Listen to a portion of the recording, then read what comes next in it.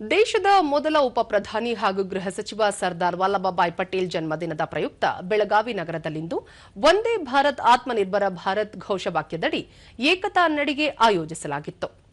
ಸಂಸದ ಜಗದೀಶ್ ಶೆಟ್ಟರ್, ಮಾಜಿ ಸಂಸದೆ ಮಂಗಳಾ ಅಂಗಡಿ, ಮಹಾಪೌರ ಮಂಗೇಶ್ ಪವಾರ, ಬಿಜೆಪಿ ಜಿಲ್ಲಾಧ್ಯಕ್ಷ ಸುಭಾಷ್ ಪಾಟೀಲ್ ಮತ್ತಿತರರು ಭಾಗಿಯಾದರು.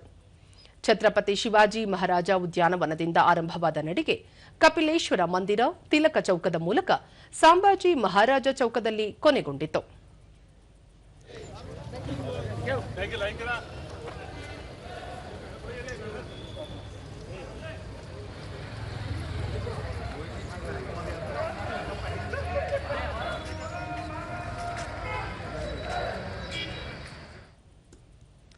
ಬಳಿಕ ಸುದ್ದಿಗಾರರೊಂದಿಗೆ ಜಗದೀಶ್ ಶೆಟ್ಟರ್ 550 ಸಂಸ್ಥಾನಗಳಿಂದ ಹರಿದು ಹಂಚಿ ಹೋಗಿದ್ದ ದೇಶವನ್ನು ಒಗ್ಗೂಡಿಸಿ ಸುಭದ್ರ ರಾಷ್ಟ್ರ ನಿರ್ಮಾಣಕ್ಕೆ ನಾಂದಿ ಹಾಡಿದ ಕೀರ್ತಿ ಸರ್ದಾರ್ ಪಟೇಲ್ ಅವರಿಗೆ ಸಲ್ಲಬೇಕು.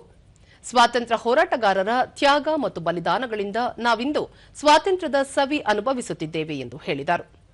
ಈ ಏಕತಾ ಯಾತ್ರೆಗೆ ಪಾದಯಾತ್ರೆಗೆ ನಾವು ಚಾಲನೆಯನ್ನು ಕೊಡ್ತಾ ಇದ್ದೇವೆ ಮತ್ತು ಇದು ಕೇವಲ ಬೆಳಗಾವಿ ಅಷ್ಟೇ ಅಲ್ಲ, ಇಡೀ ಜಿಲ್ಲೆಯಲ್ಲಿ ಪ್ರತಿಯೊಂದು ತಾಲೂಕಿನಲ್ಲಿ ಪ್ರತಿಯೊಂದು ನಗರ ಪಟ್ಟಣಗಳಲ್ಲಿ ಸಹಿತ ಈ ಕಾರ್ಯಕ್ರಮ ನಡೀತದೆ.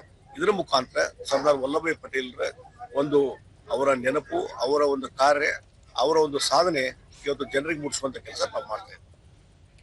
ಮೈ ಭಾರತ್ ಕೇಂದ್ರದ ಉಪನಿರ್ದೇಶಕ ಲೋಕೇಶ್ ಕುಮಾರ್, ಸರ್ದಾರ್ ಪಟೇಲ್ ಅವರ ಜನ್ಮದಿನದ ಅಂಗವಾಗಿ ದೇಶಾದ್ಯಂತ ಏಕತಾ ನಡಿಗೆ ಹಮ್ಮಿಕೊಳ್ಳಲಾಗಿದೆ ಎಂದು ತಿಳಿಸಿದರು.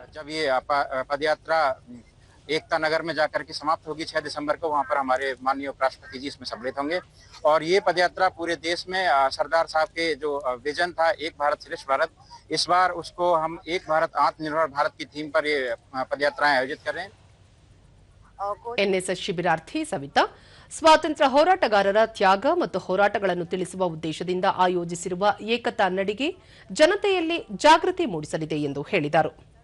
ಯೂನಿಟಿ ಮಾರ್ಚ್ ಅಂತ ಇಲ್ಲಿಂದ ಬೆಳಗಾವದ ಪ್ರಮುಖ ಯಾವ್ಯಾವ ಗಲ್ಲಿಗಳಿದೆ ಅಲ್ಲೆಲ್ಲ ನಾವು ಅವೇರ್ನೆಸ್ ಇದು ಮಾಡ್ತಾ ಇದೀವಿ, ರ್ಯಾಲಿ ಮಾಡ್ತಾ ಇದೀವಿ. ಸೊ ತುಂಬಾ ಖುಷಿ ಇದೆ ಇದರಲ್ಲಿ ನಾವು ಭಾಗವಹಿಸೋದ್ರಿಂದ.